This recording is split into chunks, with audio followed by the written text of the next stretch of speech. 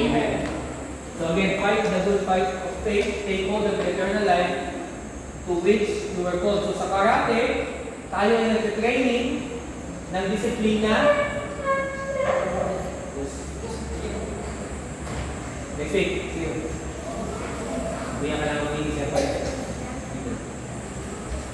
So, here tayo ng disiplina, courage, yung tapang, saka yung self-control, di ba? Natututunan natin mag-endure ng pagod, kanina, di ba? Natutuhan na tayo, hindi pwede muna. That's called discipline. To endure pain, saktan, nasipa ka. Ngayon, hindi pa tayo wala ka tayo sparring, pero hopefully sa mga susunod pa, sparring tayo. Sa aming mga advance, lagi ako sparring every week. Pero, sa mga bago, hindi pa pwede, hindi pa kayo marunong mag-control. Pero, pag nagsisparring na kayo, masasaktan kayo. Kapag lumalaban kayo, masasaktan kayo. So, we train to endure pain, ba? Ay kahit na masakit, nakakapagod, nagsistay tayo focused. Diba? Hindi tayo nagsusuko kahit ano yung dadaanan natin.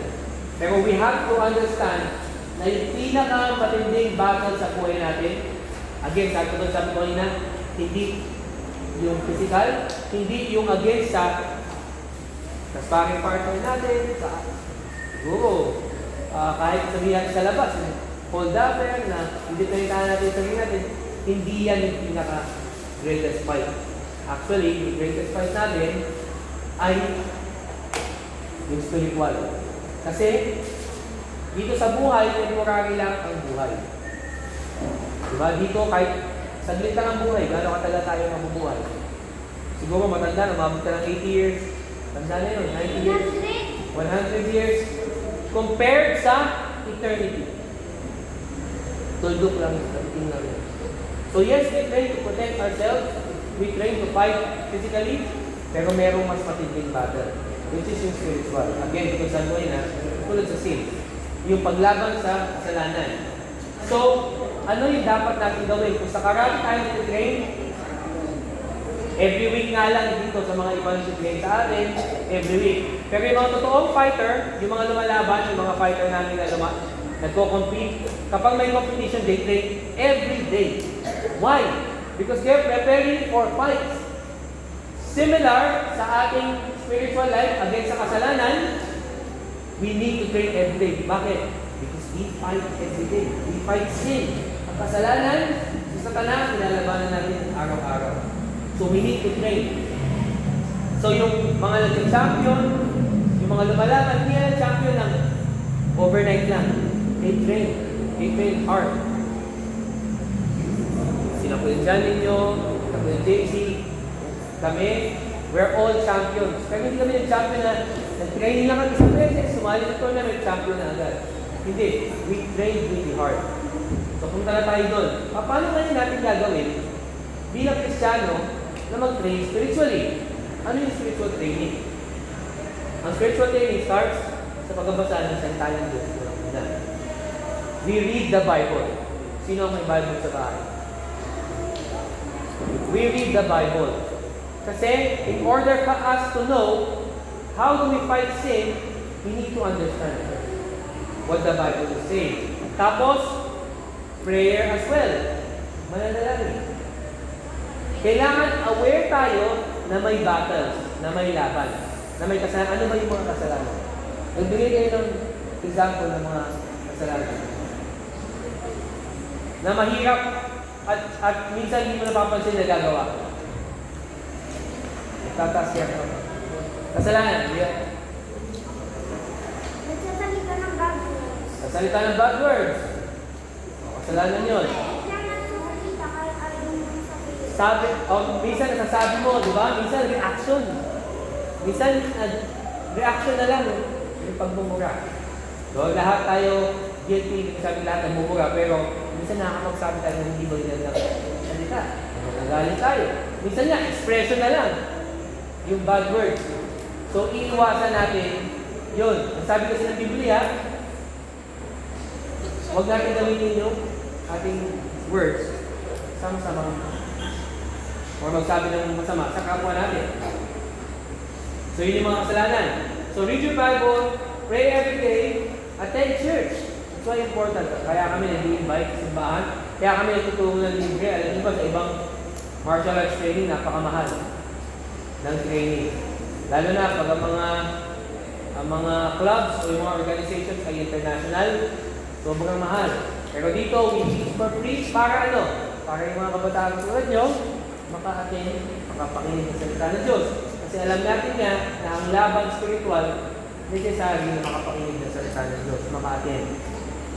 At higit sa lahat, binasa natin, nanalangin tayo, umattend tayo ng church, nakinig tayo sa sinabi ng nagtuturo. Ano yung dapat natin gawin? Sundin yun. Katulad ng training natin kanina. Nag-training, ginagawa nyo yung sinasabi ng instructor, ng coach, o ano mang gusto yung tawag, senpai, sensei, yung nagtuturo. Sinusundan nyo, di ba? Kasi pag hindi sunod, hindi nyo matutunan. Ganon din ang training sa spiritual. Makinig sa salita ng Diyos, magbasa ng salita ng Diyos, at gawin, sundin. Sinasabi ng salita ng Diyos. Bakit? Kailangan makontrol natin yung, kami magandang example mo kanina, yung galit natin, yung words, yung thoughts, emotions, tama, actions. Kailangan natututunan natin kontrolin. Ang disiplina, katulad niyan, sa pakikipaglaban, di ba, pinokontrol natin yung sarili natin. Lalo na kapag nasa labas tayo, merong niyabangan ka. Anong gagawin mo? Ay, tinayin ako ng karate. Diba? Ito ito siya. Spear hands behind. Gagawin naman ba? Hindi. We control our actions. That's how we fight. Yun yung contrast. Sa actual combat, we fight. Kapag sinuntok tayo, sa laban, we fight back. We counter, diba? Pero, at in contrast, pinipigilan natin yung sarili natin naman na makagawa o makasakit ng kapwa natin. So, hindi natin, as much as possible, ang tawag doon ay we de-escalate. We move away from troubles. Pag hindi mo na maiwasan, of course, we fight back. Pero, as much as possible, umiiwas tayo sa iyo sa kinokontrol natin sa disiplina natin.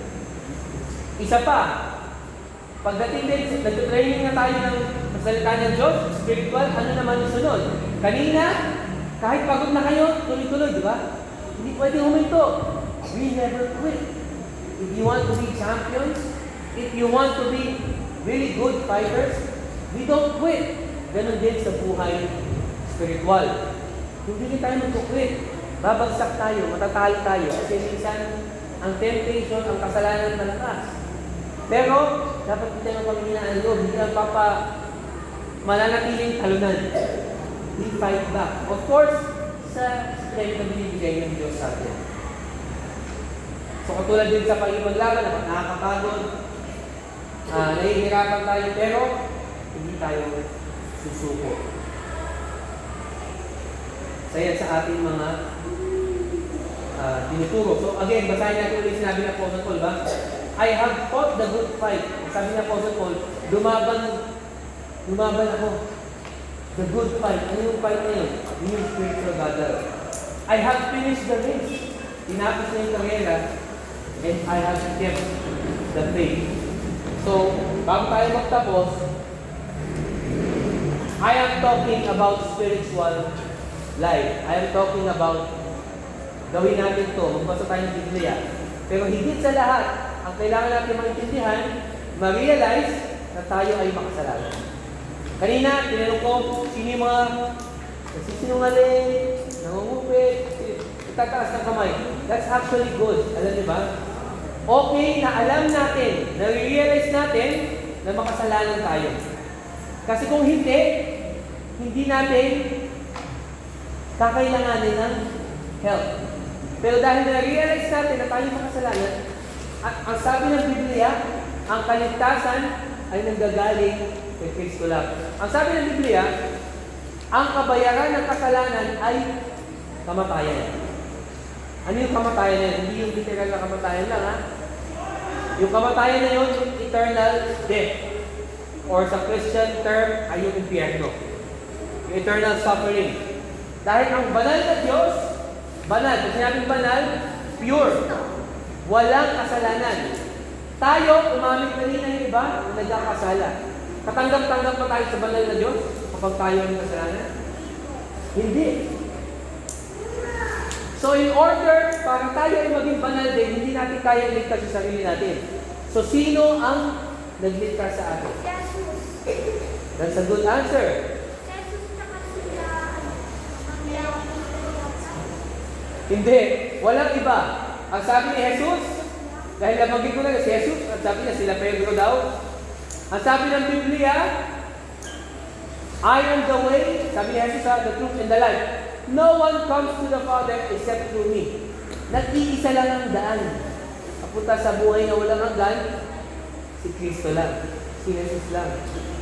Hindi si Pedro, hindi si Mama Mary, hindi kahit sino. Sila ay ginamit ng Diyos para maihayag din ang salita, ang istorya ni Jesus, pero ang tanging tagapagligtas ay si Jesus. Ang manampalataya kay Jesus.